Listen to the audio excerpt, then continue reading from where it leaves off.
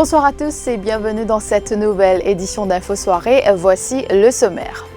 Air Mauritius a décidé cet après-midi de suspendre ses vols avec effet immédiat sur la Chine. Cette décision a été prise dans le sillage de la propagation du coronavirus qui sévit actuellement à Wuhan, en Chine. Le point avec Jean-Luc Émile dans ce journal.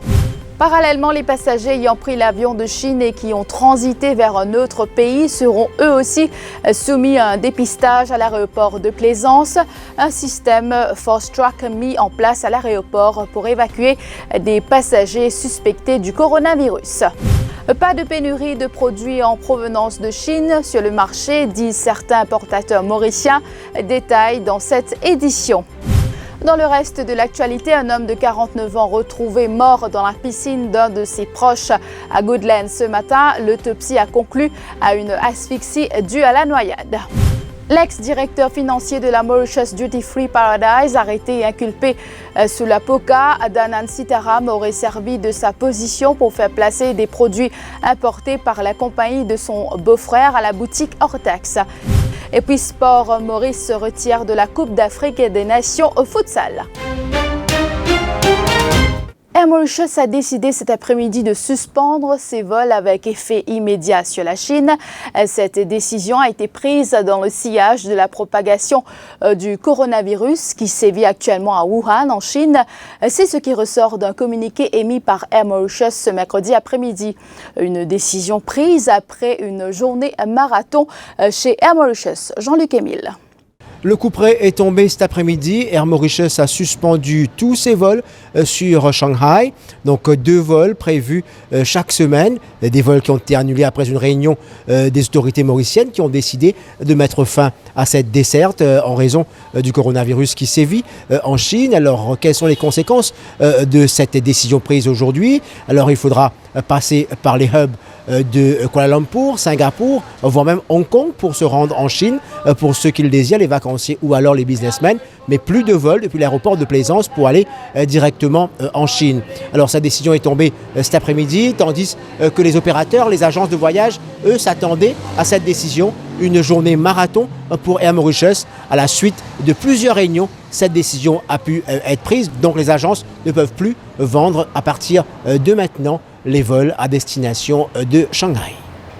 Plusieurs autres compagnies d'aviation ont elles aussi suspendu leurs vols vers la Chine, notamment British Airways. Cela après la consigne émise par le Royaume-Uni d'éviter de se rendre en Chine. La compagnie indonésienne Lion Air a également suspendu ses vols alors que d'autres compagnies comme Cathay Pacific Airways annoncent une réduction graduelle de leurs vols. Entre-temps, les autorités chinoises à Wuhan intensifient le dispositif de surveillance de sécurité. Parallèlement, le bilan provisoire fait état de 132 morts et plus de 5000 cas détectés en Chine. Des pays comme le Japon ont déjà commencé à rapatrier leurs ressortissants. L'Australie, les États-Unis et l'Europe devraient suivre le pas prochainement selon la presse étrangère. Un passager en provenance de Chine et qui aura transité par un autre pays sera également soumis à un exercice de dépistage. Le ministère de la Santé a émis un communiqué en ce sens cet après-midi. Le document rappelle également les mesures instaurées pour prévenir contre une éventuelle entrée du nouveau coronavirus sur notre sol. Christina Leland de Sheila Mansing. Comme annoncé hier par le ministre de la Santé, les voyageurs qui quittent le territoire mauricien pour se rendre en Chine seront soumis à un dépistage. Le mode de dépistage restera le même, soit un contrôle de la température corporelle et s'il y a des symptômes, le passager sera pris en charge par les autorités et transporté à l'hôpital de Suyak pour un suivi. Ensuite, si vous partez de Chine et que vous effectuez une escale dans un autre pays, avant votre arrivée à Maurice, vous devrez également vous soumettre au test de dépistage. Le ministère rappelle encore une fois que tout changement d'adresse d'un passager en provenance de Chine durant son séjour à Maurice doit être signalé. Des pamphlets sur les précautions à prendre seront également distribués aux passagers en provenance de Chine au help desk situé à l'aéroport. Longtemps prisée pour le commerce, la Chine est aujourd'hui redoutée par beaucoup.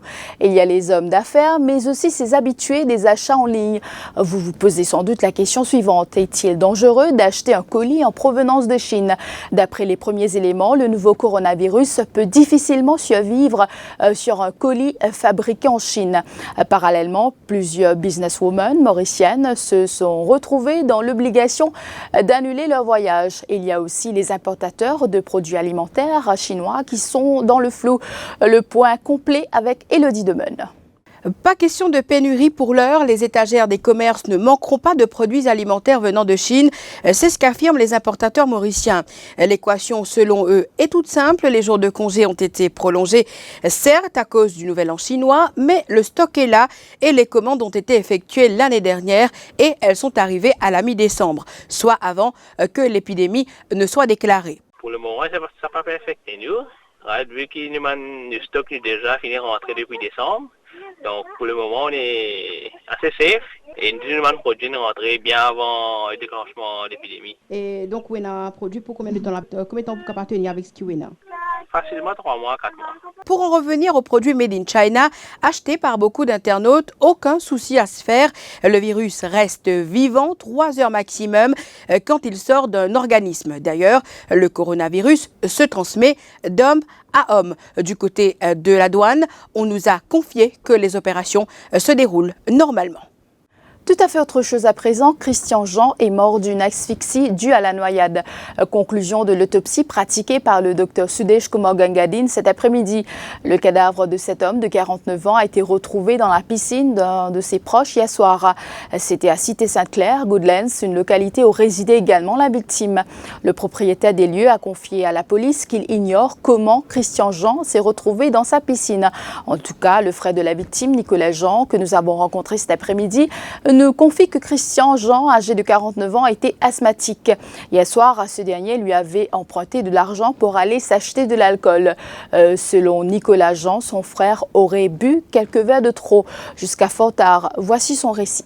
Hier tantôt, je me suis assis là dans la cour là, je peux manger, je finis de manger, je m'a donné 50 roupies pour le bonne affaire. Je m'a donné 50 roupies. Mais je pensais hier, je bois un peu de dépasse degré hier, je pensais parce que je bois depuis tard hier. Quand il tombe, quand nous avons ce problème là, il n'est pas bichon là-bas, seulement il est en danger là-bas. Parce qu'on est quand ça a été, il faut s'occuper, quand il faut s'occuper, il tombe là-dedans, il est asthmatique. Il y a une semaine de fait que de l'hôpital là. Sinon dans la famille, il y a du monde sérieux, il passe du pénal l'ennemi, il n'y a pas de problème. Il fait maçon, lui. Tout à fait autre chose à présent, l'ex-directeur financier de la Mauritius Duty Free Paradise arrêté par l'ICAC ce matin. Danan Sitaram est soupçonné d'avoir utilisé sa position de cadre dans la boutique hors taxe pour favoriser son beau-frère. Ce dernier avait placé les produits importés dans la MDFP pour les vendre. Parallèlement, l'enquête de la commission anticorruption a établi que le suspect a bénéficié d'un terrain.